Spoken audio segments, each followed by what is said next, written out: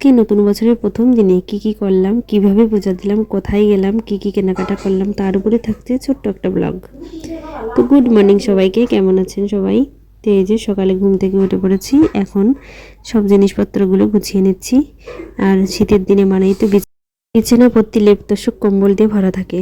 তো এই যে আমি ঘুম থেকে উঠে জানলাটা খুলে দেখি যে আজকে বাইরের পরিবেশটা কিন্তু অনেক ভালো, সকাল সকালেই রোদ উঠে পড়েছে। তো আমি যে বিছানাপত্র ভালো করে একটু ঝাড়ু দিয়ে নিলাম। তো ঝাড়ু দিয়ে দেখো পুরো ঘরটা আমার গোছানো হয়ে গেছে। আর আমার একটু পরিপাটি থাকতে বেশ ভালো লাগে। তো এই যে আর আমি তারপর জগন্নাথকে দর্শন করে প্রতিদিনই ঘর থেকে বের হওয়া হয়। তারপরে যে ঘর থেকে উঠেই আমি একটু ঝাড়ু নিয়ে পুরো রুমটা একটু পরিষ্কার করে নিচ্ছি। তো দুই পাশটাই পরিষ্কার করে নেব, আর ওই পাশেও পরিষ্কার করে নিচ্ছি। জানলাটা একটু খুলে দিলাম, দেখো জানলা দিয়ে কিন্তু আলো আসছে। তো এই যে আমি এখন বারান্দাটাও পরিষ্কার করে নিচ্ছি।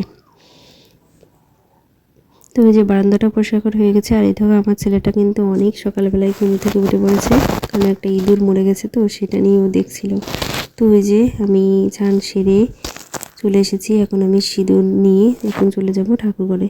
তো ওই যে একটু ক্রিম লাগাচ্ছি, শীতের দিনে একটু ক্রিম না লাগালেই হয় না, তো সেই জন্য একটু ক্রিম লাগিয়ে নিলাম।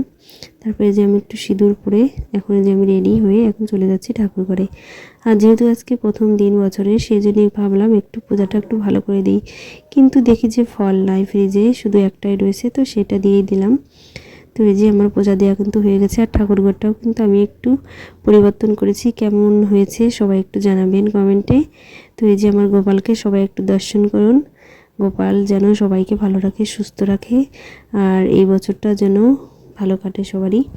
তো এই যে বসে পড়েছি খেতে। আজকে কিন্তু হয়েছে অনেক মজার মজার খাবার। একটা হচ্ছে কপি ঘন্ট হয়েছে মাছের মাথা দিয়ে, আর একটা হচ্ছে পুঁই শাকের ফল ভাজি করা হয়েছে, আর লাউ দিয়ে পাঙাশ মাছের ঝোল, আর সাথে রয়েছে বড়ি। খেতে কিন্তু অনেক সুন্দর হয়েছে। ক্রিম আর ঐতিহ্যের জন্য একটা লিপ বাম কিনলাম, আর সাথে একটু সুতা কিনলাম।